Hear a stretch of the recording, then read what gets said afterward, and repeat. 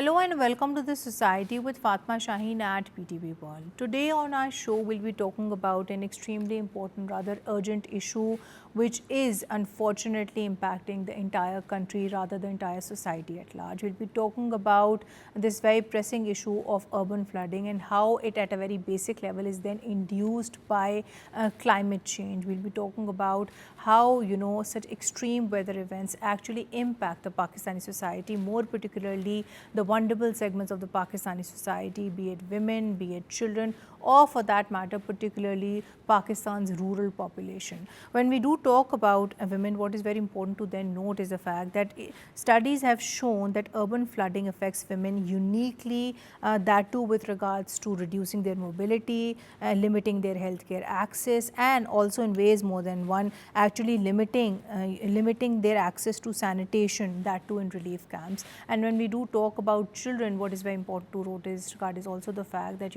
it has perhaps a disproportionate impact on their health as opposed to that of adults. We have seen children develop diseases more than one, especially when they have been exposed to flood waters, primarily because their immunity might not be as strong as that of adults. How do we overall see all these issues, more particularly women-centric, youth-centric, human rights-centric issues actually gaining momentum, that too in our policies? That is also something upon which we'll be shedding light. In this regard, we'll be talking about an often ignored part of extreme weather related events, be it urban flooding, be it heat waves, that too in the way they actually impact populations per se, with regards to there being perhaps a greater climate induced migration because of all these events. In this regard, we'll also be talking about the work of Rescue 1122, our level of preparedness as a nation when it comes to not only timely responding and reacting, but also ensuring that we do reach out to, we do give due relief to people who have been impacted by such calamities. And last but not the least, we'll be talking about the very important notion of having a more preventive as opposed to having a reactionary approach when it comes to doing away with climate induced events, especially that of urban flooding. All of this today, that too with an extremely pertinent panel. Let me introduce you to my today's panel. My first panelist for today's show is Ms. Huma Ejaz. She is a legal and policy expert. Assalamu alaikum ji and welcome to the show. Thank you for joining us, Huma. Alongside her, I have Ms. Saima Murtaza. She is the Deputy Director Programs PGDP, alongside being the Technical Advisor UNCAID. Assalamu alaikum ji and welcome to the show. Thank you, Saima, for joining us. My third panelist for today's show is Ms. Hassan. She's a youth activist and she's also an environmentalist. Assalamu alaikum ji and welcome to the show. Thank you for joining us. And via Skype, we'll be joined by Dr. Rizwan Naseer, who is the Secretary of Emergency Services Department, Punjab. Assalamu alaikum, sir, and welcome to the show. Thank you for joining us. Now, before we start the discussion on today's topic, let's have a look at this brief report. In the face of rising urban floods, hope and action are emerging across Pakistan. Young changemakers are stepping up, leading community-driven solutions and using technology like early warning systems and data mapping to protect lives. These youth-led initiatives are creating waves of resilience in our cities. With the growing awareness around climate change, conservations are shifting towards sustainable urban development. Experts, urban planners, and emergency responders are joining forces, building smarter drainage systems, enhancing preparedness, and shaping flood-resilient communities. Together, we can turn crisis into opportunity by empowering our youth, embracing innovation, and planning our cities for a safer, sustainable tomorrow. Because when we act together, even the heaviest storm can't drown our spirit. Welcome back from the report. Dr. Saab, I would like to start the show with you. First things first.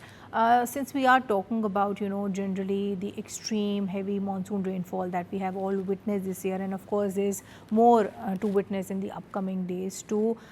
Talking about this particularly from an emergency service response viewpoint, what do you feel are the issues that we need to work upon if we want to make public safety a reality in Pakistan? Do you feel that in this regard perhaps we need to work upon, better enforcement of our local planning laws, or do you feel that perhaps there needs to be greater sensitization of the Pakistani masses, especially when it comes to steering clear, that too from disasters like the recent, Swat tragedy that we did all witness as a nation? So how would you comment on this particular issue? The climate change is a phenomena which now can be seen all over the world. Pakistan obviously is highly vulnerable to all this. But we see a lot of floods taking place in the United States of America and many other places. So the perfect preparedness is always a challenge. Whether we can be prepared against all of these disasters remains a challenge.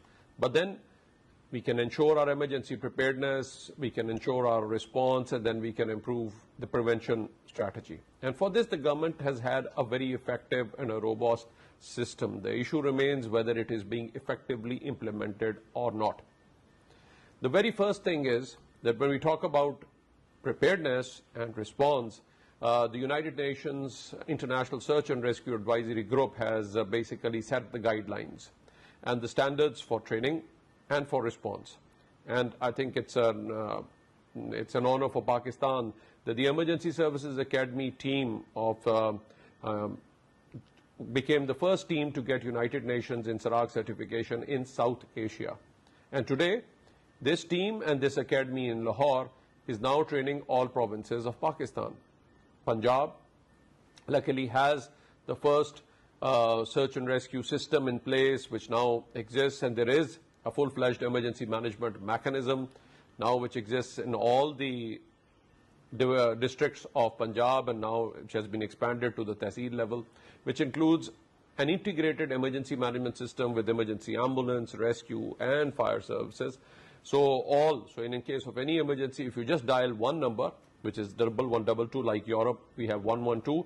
In Pakistan, the emergency number given by the Pakistan Telecommunication Authority is 1122. So the very first thing and the primary thing is that we have an effective preparedness system in which the moment you receive an advisory about a certain system developing or a possibility of an emergency or a disaster in any of the areas, you're already prepared. Remember, hail torrents do not have any mercy. You know, the speed of the water and with the rocks when they come in, it's, even if you're constructing, you may not have them for a couple of years and you may construct in the riverbed. But when the hail torrents do take place, they are ruthless. And that always becomes a challenge. So timely response, timely evacuation is the key to saving lives. Right, sir. I'll come towards you, Ms. Huma, and I would want you to add to this. I think he explained it very comprehensively, covering all angles. And, you know, I would agree with what he said, because we do see that in countries more than one, for example, in Japan and Switzerland, we come across these very strict policies where tourists are actually barred from even accessing tourist spots, even when there are early warning signs of, you know, floods coming in or not.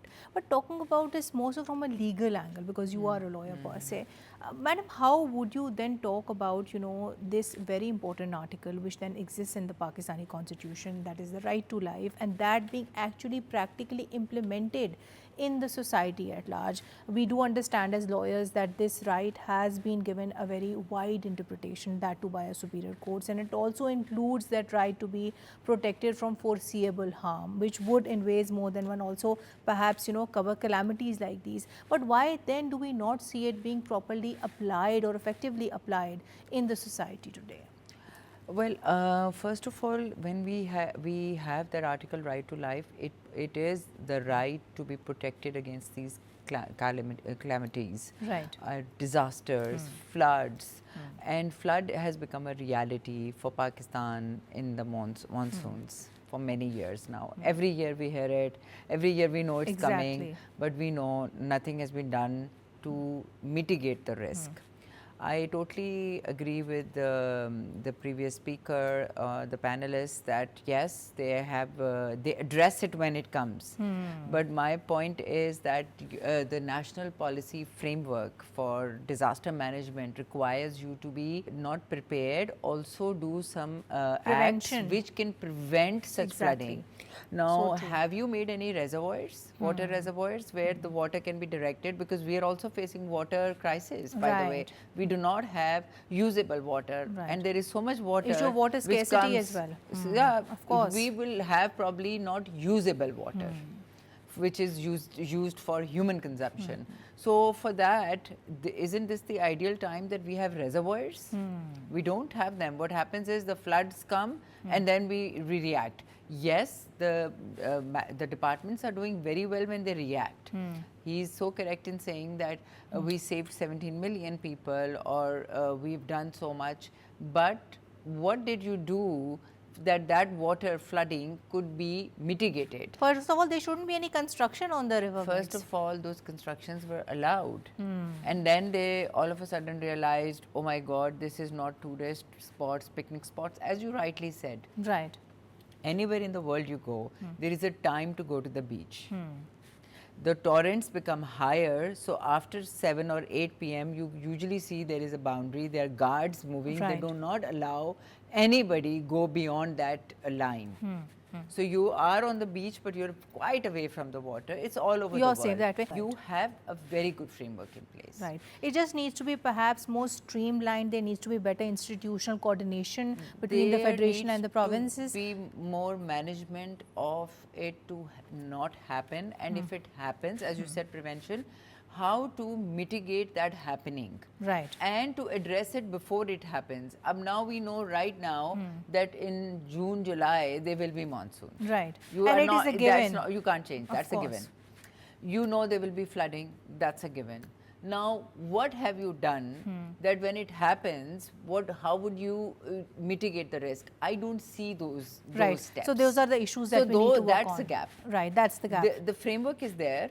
Everything is there. They're trying to implement, mitigation. They probably have a lot of steps, but those steps are not working anymore. As you can see in the current one, Right. the whole bridge just washed away. I think looking at I this think more, Pindi city also drowned. right. But I'll come to you in this regard. Saima, I think your perspective here is very important here because we do need to talk about what the government is doing. Yes, we do know that the government has been very focused when it comes to overall, perhaps prioritizing climate budgeting in Punjab particularly in this regard because we have seen that allocations has been made with regards to money being dedicated towards climate adaptation, mitigation, so many other things. But when it comes to the practical realities, what are the issues you feel that we need to work upon, that too from the government's perspective? So how would you comment on that? Okay, Fatma, first of all, we all know that we are only the 1% contributor to the climate and to these, but we are the most vulnerable in case. We are the fifth most vulnerable and the victim who are suffering from this. So yes, there are a lot of urban policies have been made, and because we are the less contributor but the most affecting one, it's an integrated actually, these all issues are integrated. The weird patterns of rainfalls, monsoon season, the flooding caused by it. And then climate change has intensified it. Yes, absolutely. And then above all, urbanization without building infrastructure, which is, climate resilience. But then you see this goes back to the basics. That is also at some level driven by climate change Yes, because that yes. is pushing people Yes. to actually move from one place to the other. So it goes back to the basics. But when we talk about policies, I think you've raised a very valid point. We do understand that Punjab has a very comprehensive policy in this regard. What would be the most salient features of it, that too from the perspective of making Punjab perhaps more climate resilient? So in regards to the policies, the major focus is how to focus on, we are focusing on the green infrastructure, we are focusing, agriculture is the major chunk, which is suffering, and it's the most vulnerable area as well. So for infrastructure, and in case of any flooding, we are building up the underground water reservoirs to, store up the rainwater as well. Secondly, we are just focusing on urban rooftop rainfall harvesting, where we collect the rain because there's immense rain, and we are every year we are annually having more than a billion cubic meters of rainfall, and the water is a waste. So how to restore it? We are focusing on rainwater harvesting. Then we are working on a lot on wastewater treatment plants. So there's been laws and regulations being made that it is mandatory for the factories and the industrial areas to have the wastewater treatment plants in their factories in order to save the water, and order to, if there's a wastewater being generated from the industries, how to reuse the water. Right. For the agriculture sector, the urban policies is focusing on the modern ways of irrigation, like drip irrigation system, sprinkle irrigation system. In regards to wasting 90% of the water, we're focusing on how to focus on less usage of water. That's very rightly put by yourself, Saima. And also, of course, in addition to that, we do need to prioritize community awareness too. I'll come towards you, Yemen, and I would want you to add to this further. Since we are talking about generally tackling this issue of heavy and monsoon rainfall, which in it ways more than one is also triggered by climate change, How do you feel can young people in Pakistan actually play their role when it comes to tackling the same, whether it is in terms of perhaps giving necessary input to the policies at large, whether it is in terms of perhaps creating more awareness about these issues, that too on social media. So how would you look at this from your own youth-centric perspective? So Fatima, firstly I would like to focus on the fact that youth constitutes a major portion of our population, and these are the ones who are going to be impacted by climate change the most in the coming future as well.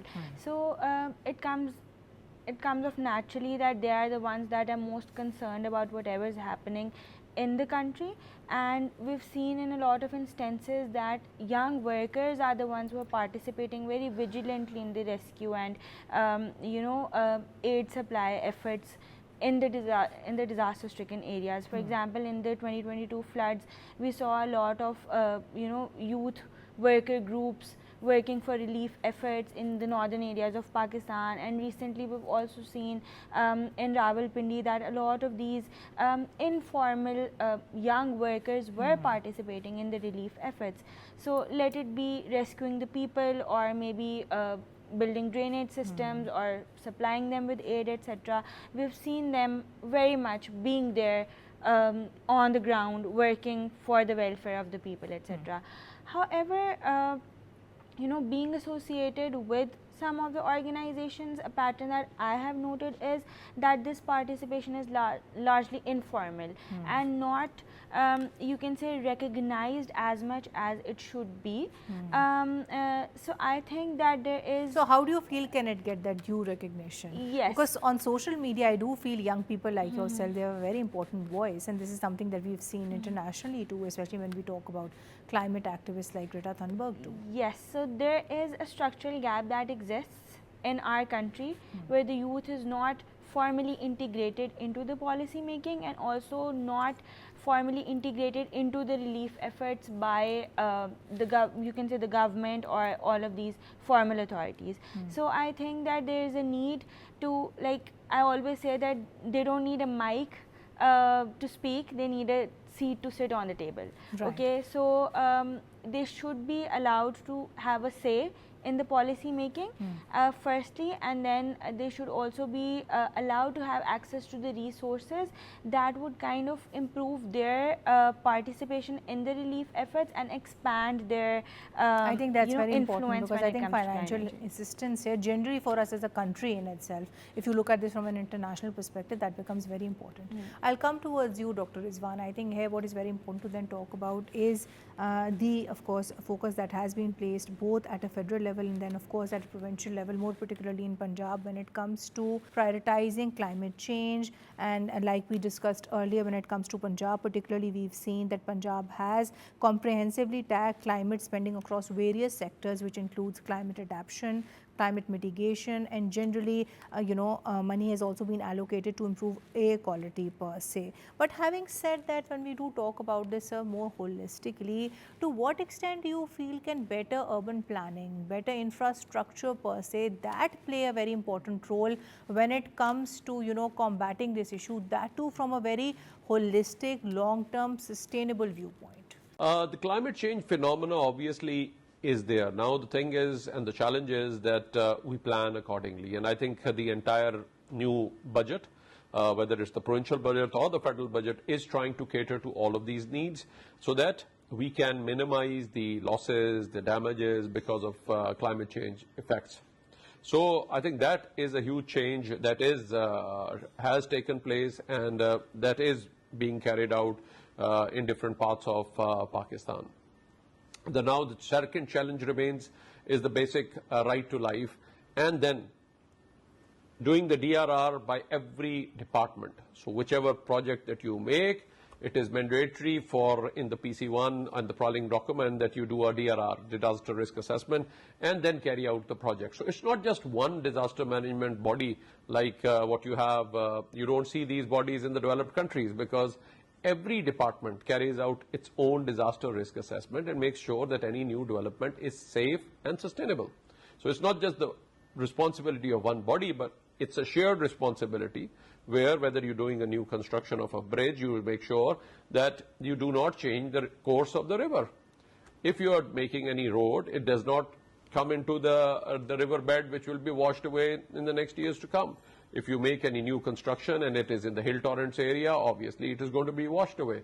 So those are things that specifically need to be done and carried out. If you see what happened in London in the Glenfield Tower and other fire incidents, the others, what they changed, what the housing department changed their entire building bylaws, and they were able to upgrade them to in order to meet all these challenges. So I think that's where we really need to focus, so that every department, whether it's irrigation, saving water, whether it's housing, making sure that you do safe, sustainable housing, and the NEMA and the PDMAs need to effectively, through the satellite imagery, need to ensure that no unsafe construction is taking place, and we can mitigate all of this, what is taking place.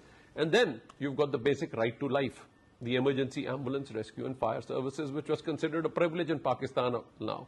So the Rescue 1122 provided that basic right to life, that in case of any accident or an emergency like a road traffic crash, a structured collapse taking place, at least the people are not denied with that right to life. So they are ready for this, and then the moment a disaster or a bigger emergency takes place, the backup teams come in and this response is strengthened. So the timely response can only be ensured by these emergency services being in place at all times.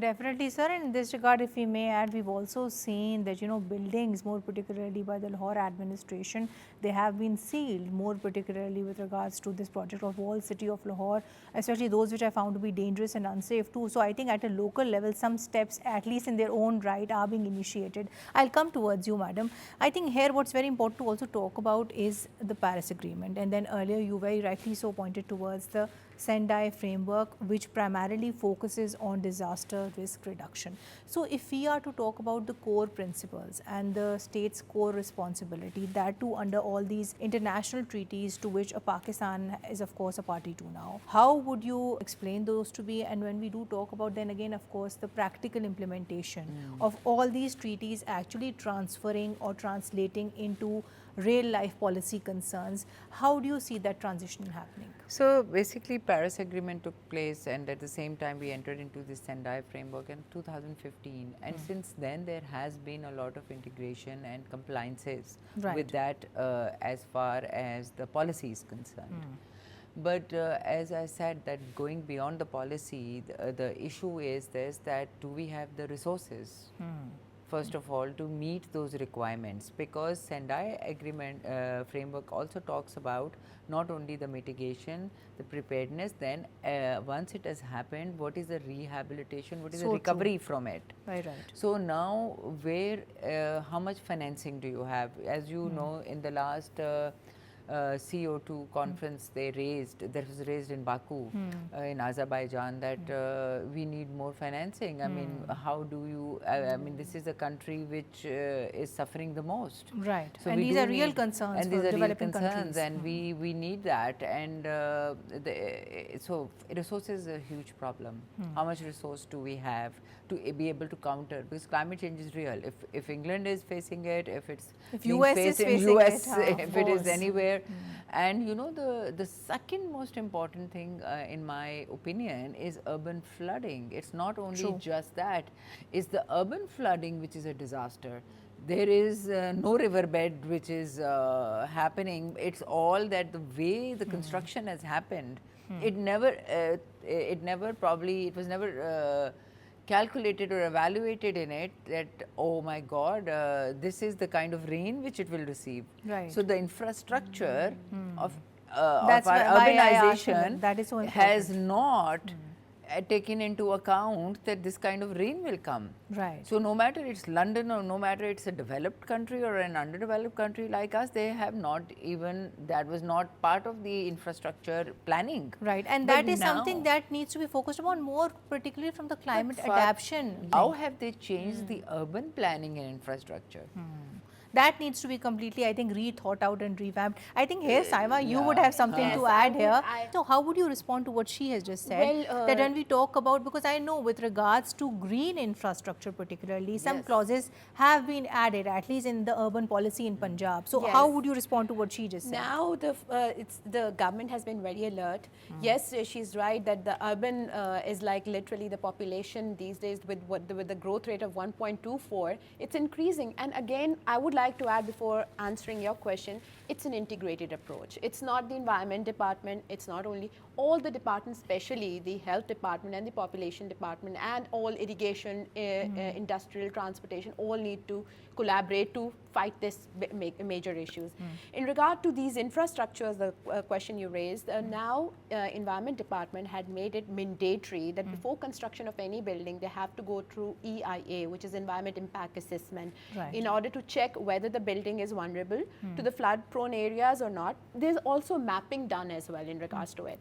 And what we have launched AQMS centers, that's air quality monitoring centers all across Punjab. But I would just want to put one question to you, looking at this very practically and from a very objective bystander's viewpoint. What if one building, is appropriately built at one point in time, and then there are some extreme weather events which makes perhaps buildings more vulnerable then?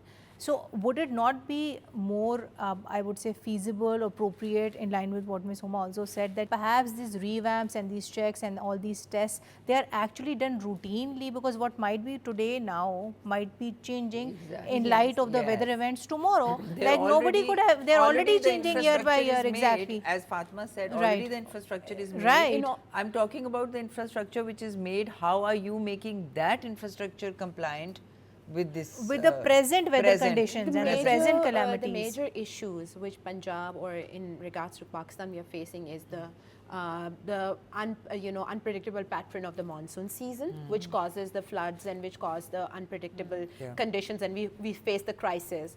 So the focus is is not involving more cost, but is more sustainable. We are focusing on rain harvesting. On rooftop of the buildings which are already being constructed. It's not very big major finance involved in it, which actually store the water as well. Then secondly, this is the major area we store the water so that it can be purposely used for other areas as well. Then we are adding sensors. Sensors on areas which are flood prone areas, like we know the nalas and the rivers which are flood prone. So we are adding sensors to it. And yes, it cannot be done without satellite and AI and GIS system. We are working on advancement of this, especially working with the global flood hub. There's one, and then this climate system changed systems and is involved. Then there's this satellite called Himawari 8. So we're working in collaborations with all of them in order to work on areas before any intimation of any flood or any issues are coming up. So basically you are taking that preventive approach in mind rather than making it a reactionary one. So the messages, and then we're linking up with the campaigns with the public sector as well. How if there's about to come, this disaster. Early warning signs. Yes, early warning signs. Disaster is about to come. What precautions and the capacity building of different departments are being done. So for this, in this regards, because if talking about my project, it's green financing. We are strengthening the government of Punjab.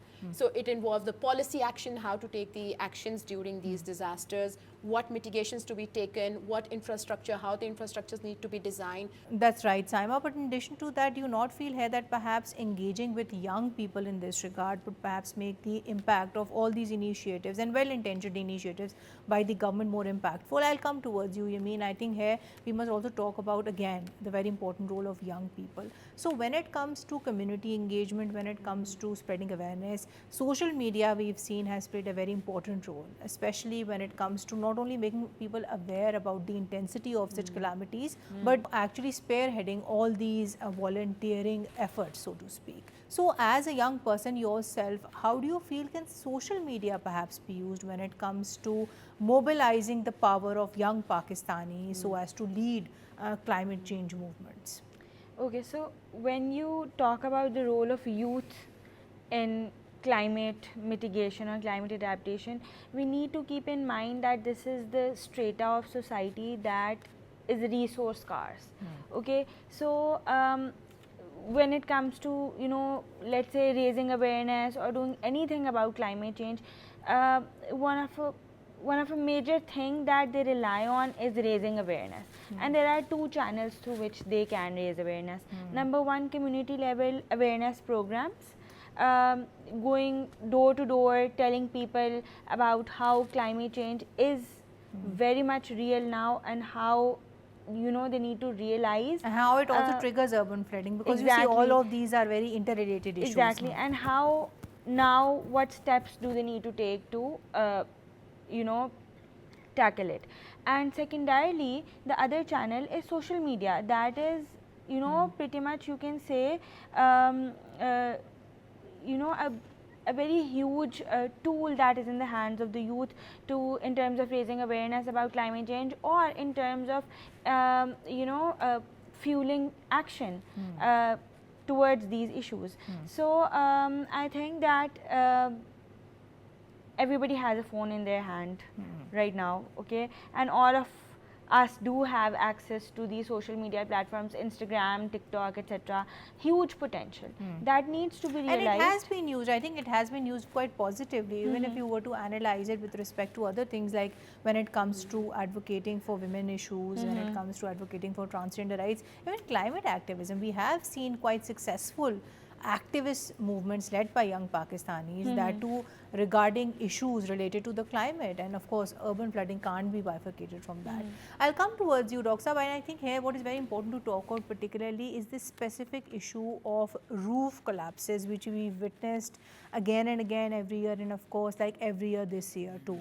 So when we do talk about this, because you have that benefit of sending out your teams and rescuing such people who have been unfortunately victims of the same, what are the practical safety tips that you would want to give to the people out there, especially those who might not be that affluent, who might be poor, who might be living in old, or for that matter not that very physically strong houses? So how do you feel can they keep themselves safe in the event that they are met with such a calamity? I think this is a very important question, because I think if we look at the evidence-based data, since the time that the monsoon and the rains started from around the 25th of June, we see most of the deaths have taken place because of the structural collapse. As a result of the improved response by the emergency services and the teams with the boats and everywhere else being deployed in advance in all the vulnerable areas, today luckily we do not have that many of the drowning deaths due to these floods taking place, especially in Punjab. I can tell you that the unprecedented rains which took place in Chakwal, which was unprecedented, the amount of rain which took place, and then in Pindi, and then all the water coming down into the Nala which were in Jhelum, led to a lot of people being stranded. We had to evacuate even in fast waters and rapid waters, and we were able to get many people out, or about 97 people were taken rescued alive from Rawalpindi. Similarly, about 128 were rescued in Jhelum. Similarly, there were many other places where we were able to carry out this operation, and as a result of this we didn't lose lives. But all the lives have been lost mostly due to structural collapse. So all these houses, and my request will be to all the people who should go to their rooftops, check their roofs so that there is no pooling of water, and the roofs are safe, and if they find any risk, then they should not be living under those roofs, or reinforce those through different shoring methods or anything else so that they are safe. The Rescue 1122 is ready to save them all the time, but please, my appeal to all the people will be, don't risk your lives by staying under such dangerous old roofs. Indeed, that's very rightly put by yourself. So by that virtue, regular maintenance and inspection of people's roofs, that is very important, and that is of course a responsibility which is then vested on the community itself. I'll come towards you, madam. I would want you to add to what he just said, since we are talking about the community's responsibility. Now we have also come across perhaps people who might be going through alert fatigues, who might just be careless with, despite being warned that there are dangers ahead. How then do you feel can we at a very basic level go about sensitizing people, more particularly the uneducated and the illiterate class of the Pakistani society, with regards to the dangers of, calamities like these, whether it is in the form of urban flooding, whether it is in the form of any other climate change induced disaster? one thing I would request you is to change that only the illiterate people do Anybody, that. even educated Actually, people, educated right? people also, you know, they will be cutting corners on these kind of things which are safety related. Ask anybody in even educated households, do they even have fire extinguishers? Do they even have thought about if there is a fire, the way that their kitchens are run, the way they put the cylinders, do they even get certified cylinders? They don't. You'll be amazed. So it's just an awareness campaign for everybody. And I would be very particularly concerned about those people living in the villages. You see, there is no check there. Right. On the housing, that whether it is suited, whether, you know, in cities at least, okay, their societies, they do not give you a completion certificate, or they do not give you approval building plan. Now they want certain checks and which are organized. The unorganized parts of the city also are like that. But in the villages, because I have a lot of people that I know, the workers and everything, their houses all fall during the rain. Because there is no check there. Unfortunately. So unfortunately, the check has to be by the government. The government will have to not only educate them, but also make sure that they comply. And that's how people die. You know, the roofs fall because there is no check, so they don't need to comply with anything. On top, there is no sensitization, and that where media needs to come in, and media needs to come in largely for this kind of population who thinks that, oh, it's okay, we will manage. Right. But then you know, see, they are also ignoring the media. When the media is educating them, even then we do see this, you know, attitude of callousness, carelessness, and, you know. I think if they keep showing this, things will change. Because you see, as she rightly said, everybody has a phone.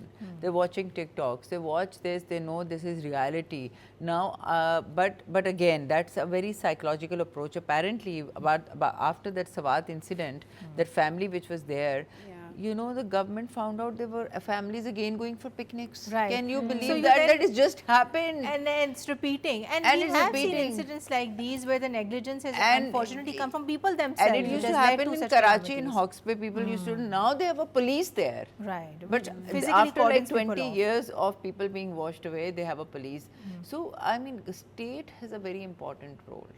But then I still feel, madam, of course, I think the state has to lay down that foundation, but the implementation at some level needs to come from the community. Yeah. I'll come towards you, Saima, and I would want you to add to what she just said, but from your own viewpoint of, you know, being involved in the policy which was actually passed with regards to, you know, making Punjab more climate resilient. Since we are talking about various sectors of the Pakistani society, I think what is very important to talk about in this regard is women and then children particularly. Women, as we understand, might be more disproportionately impacted, that too by urban flooding.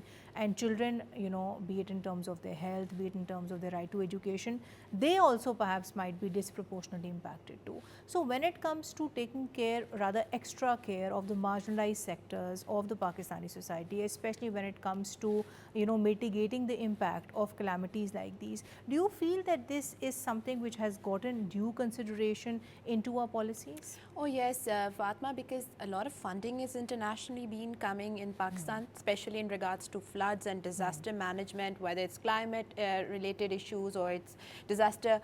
Women, gender inclusion plays the major role.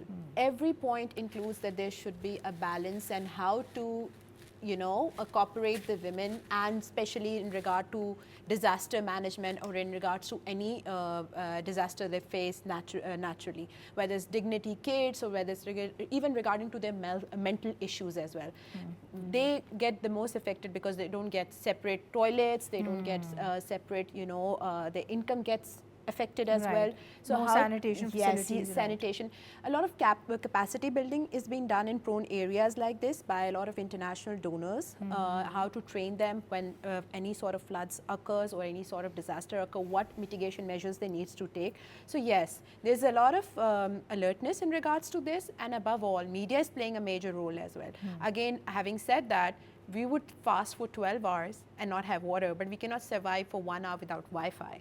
So the mobiles and the Wi-Fi is the breathing zone for everybody, whether it's the underserved area, you know, every class is holding a mobile. So awareness is now being created through these social media, how to promote. And our women are very brave enough. They are now stepping out of their, comfort zone. There are a lot of, they're bringing up different ways to, generate incomes even when they're sitting at home. So yes, I think. And I think here perhaps greater collaboration with younger people and younger women, that is extremely important. So how would you add to what she just said, especially from a very youth, centric perspective, since we are talking about tackling issues related to climate change, urban flooding and so many other things. How do you feel can young women here play their due role, especially when it comes to perhaps leading all these climate resilience related activist movements? So, firstly, to establish the context, I would say that women, particularly in the lower income areas of Pakistan, face dual marginalization. Firstly, as a gender that has a trivial, or you can say secondary status in a largely patriarchal society, and secondarily as members of a community that is hit quite hard by climate change. Okay, so in such a scenario, these women face a lot of issue, particularly in terms to accessing healthcare and in terms of accessing safety. Okay, so and then they are also more prone to be subjected to violence too. That is something that we did see in the 2022 floods as well. Exactly, that I'm linking to the security aspect.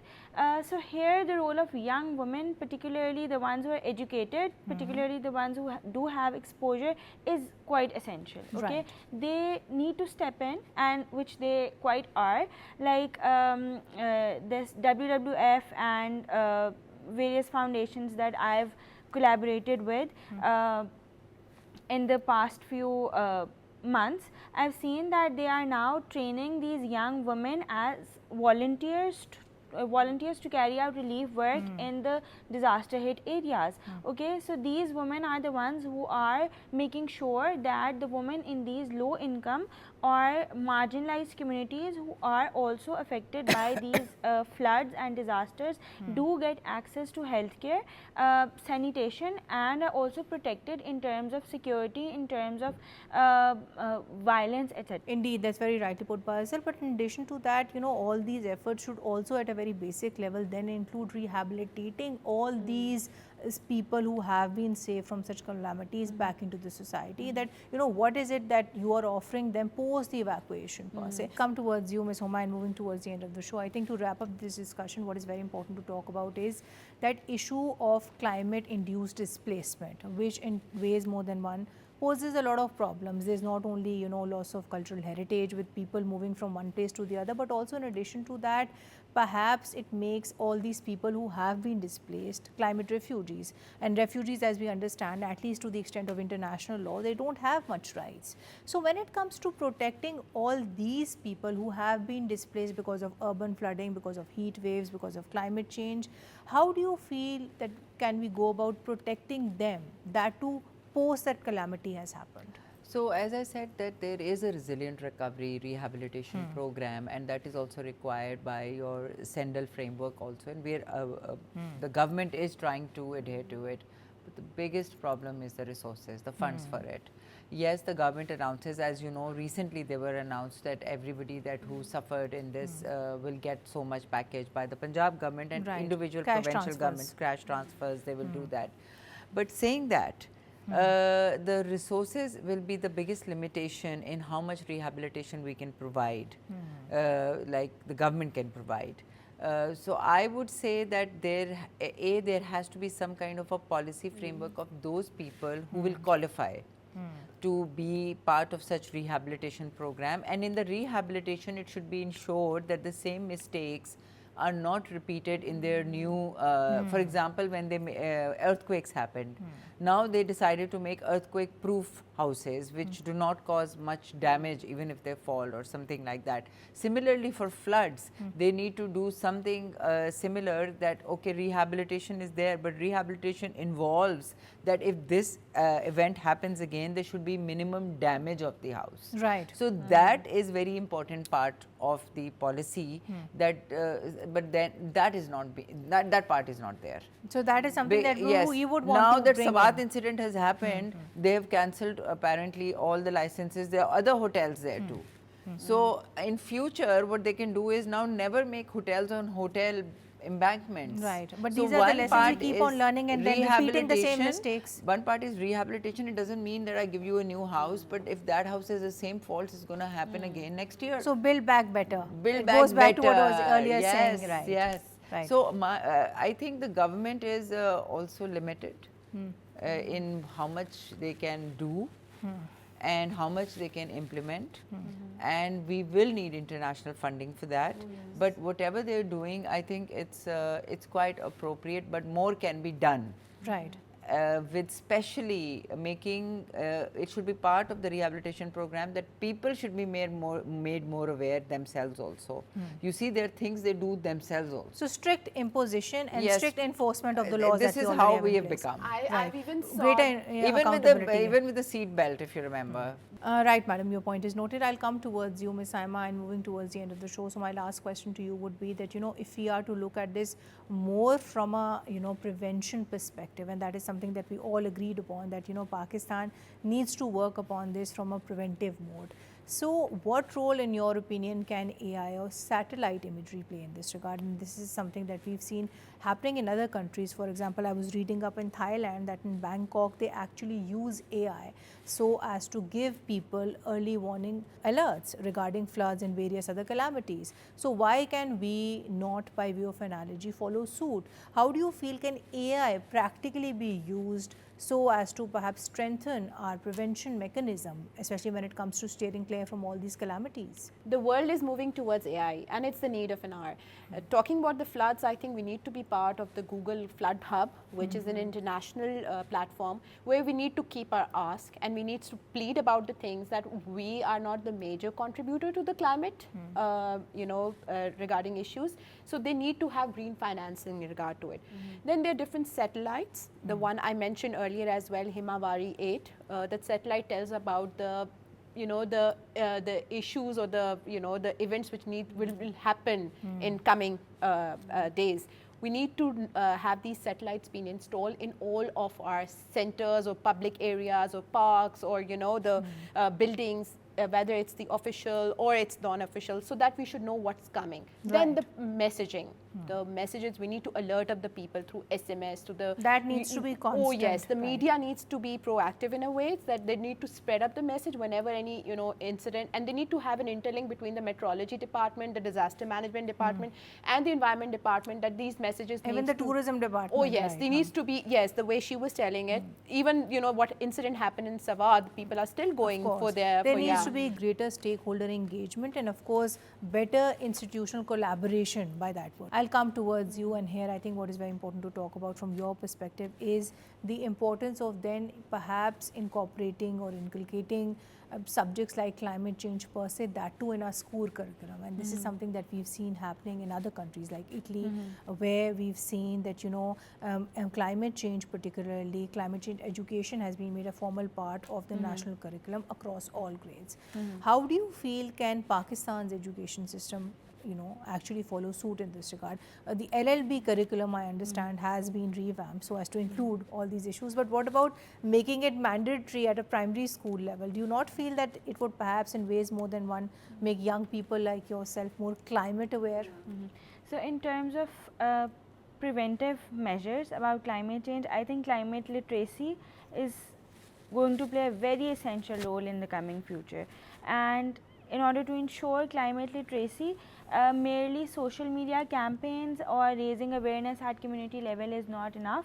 We need to integrate climate change into our curriculum formally, and we have to make sure that we have to make sure that such topics are being taught to the students, integrated in science in terms of how climate change is occurring, what are the causes and impacts, integrated in geography, mapping which areas are impacted the most and why, and then also integrated in social studies, how our society is being impacted by it at large.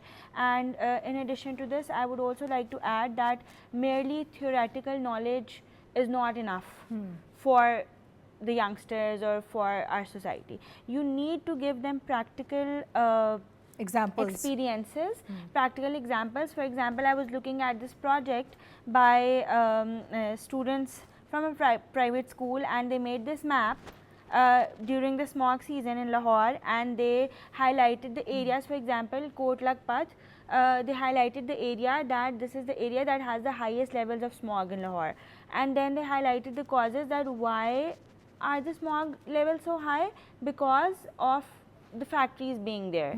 Okay, so we need to give them such. And then I also watched this project that they made regarding climate resilient infrastructure. So they made this building, and they said that if we use such materials to build our buildings, then it is going to be resilient against floods I think or something. all in all, what you do mean to say, it needs to be more relatable More for relatable, young people out there, more for them to understand, applicable. more applicable. Yes. And I think that is something which earlier both the panelists pinpointed towards, that when it comes to making it relevant for changing times, for changing weather events, that is also a very important consideration which needs to be taken into account. So I think it has to be a combination of all these things combined. I'll come towards you, Dr. Rizwan, and moving towards the end of the show. So my last question to you would be that, having spoken at length about the work of Rescue 1122 and so many other things with regards to, providing adequate emergency service, I think what's very important to talk about in this regard is also having an adequate relief and compensatory,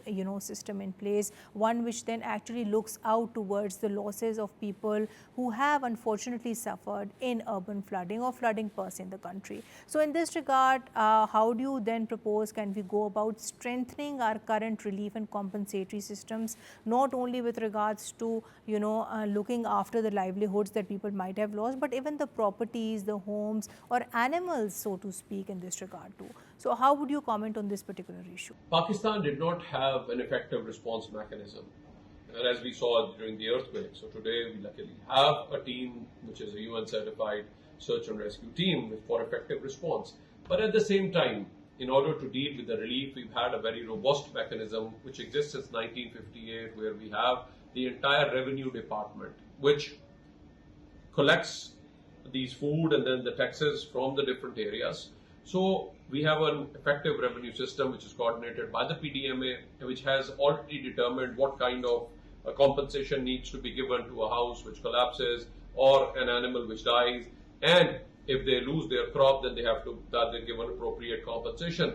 Not just this, they also mobilize the food and other things from the areas which are not affected to the affected areas, so that they can be provided with the necessary food security, and so they can be at the need of, when they need all this, so they can be supported with food and all the other things which are required. So there is already a very effective revenue system which does exist, and the revenue staff under such circumstances goes into a state of emergency and they help those affected areas. So there is a system which has been there for years, and then they are very effectively able to provide the relief during such incidents. Right, so your point is noted. On which note I would like to conclude today's show. Thank you so much, Ms. Huma.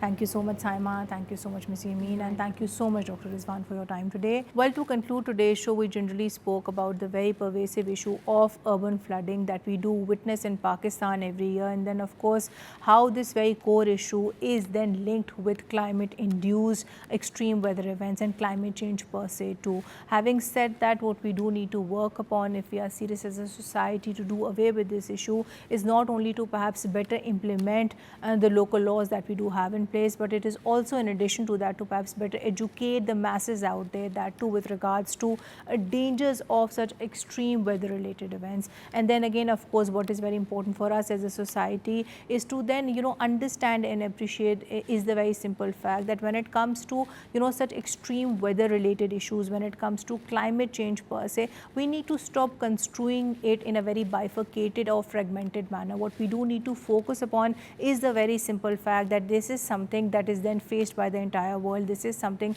which is then faced by the entire country. And then again, by virtue of that, it definitely then needs a very coordinated, a very integrated international response, that too both at a policy as well as at an institutional level.